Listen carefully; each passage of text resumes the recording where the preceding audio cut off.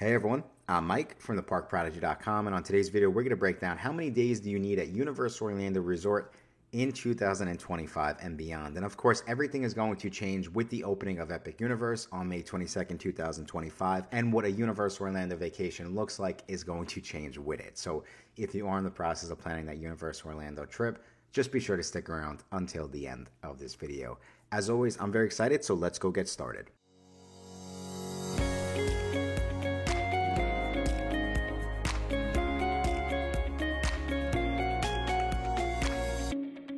Thank you again so much for checking out this video. Like I said, with the addition of Epic Universe in 2025, planning a Universal Orlando vacation now just got a little bit more complicated. My opinion is it is going to take extra planning and it is going to take extra time when in Orlando. There are now 4 main Universal Orlando theme parks, and that's why we're going to create some updated itineraries that you could take advantage of at home. Now, of course, we do have Universal Studios Florida, Islands of Adventure, Volcano Bay, and now the brand new theme park Epic Universe. And it's important to note that Universal is not selling one-day Epic Universe tickets at this point in time, and that's why a video like this is going to be important or helpful, because they're only selling multi-day tickets at this point in time. And it's important to note that the multi-day ticket only includes 1 day at Epic Universe. Now, they did say that they were going to release 1 and 2 day tickets to the public at some point in time in the future, but really we don't know what that looks like, and we don't know if the 1 day tickets will sell out. The reason why I state that is 1 day tickets are being sold for annual pass holders,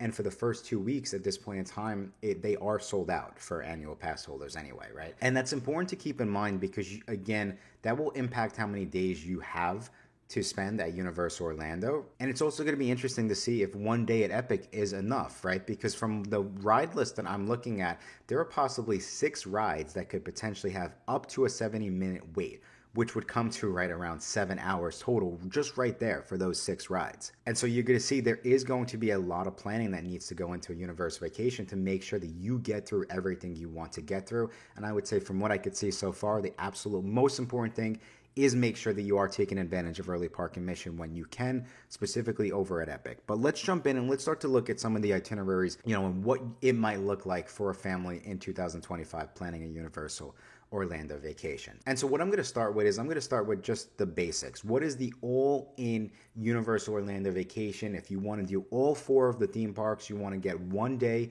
back at your Universal Orlando hotel for a break. As you can imagine, again, you are looking at a 5-day vacation because you have now 4 main theme parks. You want 1 break day, you want 1 hotel day to hang by the pool.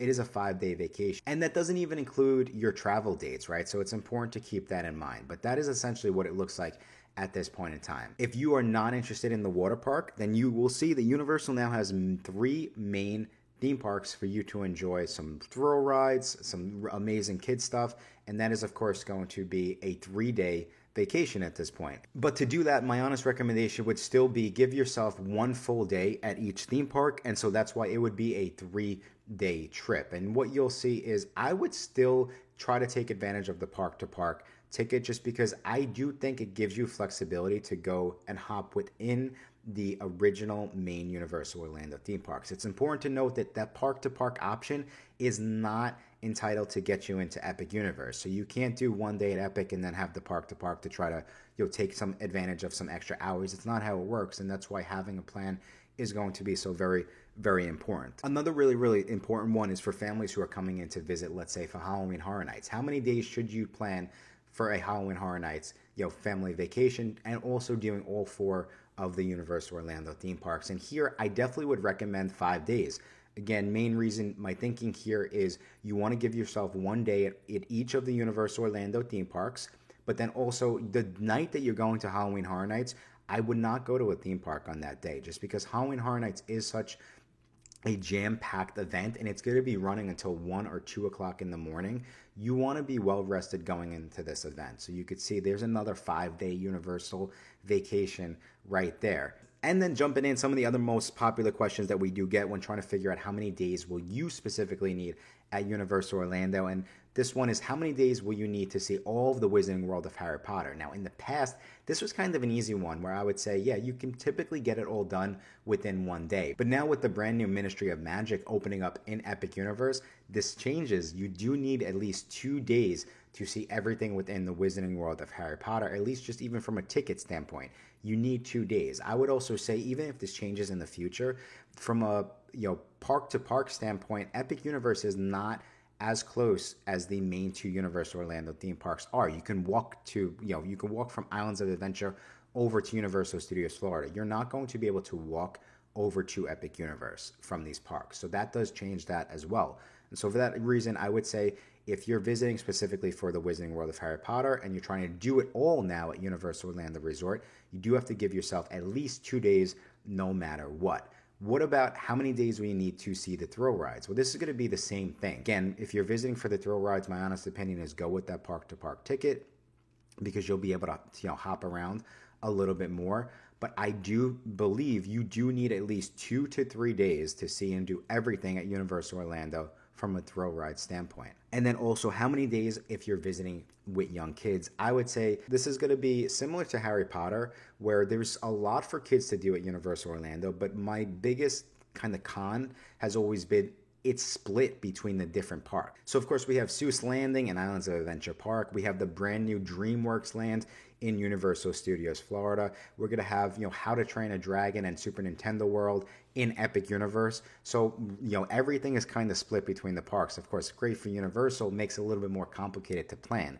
I would give yourself at least 2 to 3 days when visiting with young kids. Again, you now will have that 1 day over at Epic Universe to really take advantage. But as you could see, this changes everything. I feel like in the past, Universal Orlando might have just been a 1 or 2 day visit that most families would mix in to their Walt Disney World vacation. You could see if you're really trying to experience everything, if you're coming into Orlando for that once in a lifetime trip, or just coming in and you're this type of family, you want to get on everything, right? This will make it a little bit more complicated trying to pick between the two, because now Universal Orlando, you definitely need to give it at least 3 full days to try to give yourself a chance to see and do it all. My honest opinion is you're going to fall within that 4 to 5 day range is going to be ideal for most families to give yourself some relaxation in between all of the park fun. And of course, we can't forget about all the restaurants, Universal City Walk, all that good stuff that you do have to be mindful of when you're planning your Universal Orlando vacation. But I do hope that you found this video helpful. I hope you have a little bit more guidance on how many days a Universal Orlando vacation looks like in 2025. And if it does seem like you need more videos like this, just be sure to hit that subscribe button, as I have a lot more similar content coming out in the coming weeks. And as a thank you for sticking around all the way till the end of this video, I do have a special promo code that you can go use on our website, theparkprodigy.com, to save an extra $25 off your next Universal Orlando vacation. And that promo code is going to be YouTube25. But I think that's all the time we have for today. Thank you all again so much for checking out this video. And until next time, I will talk to you soon.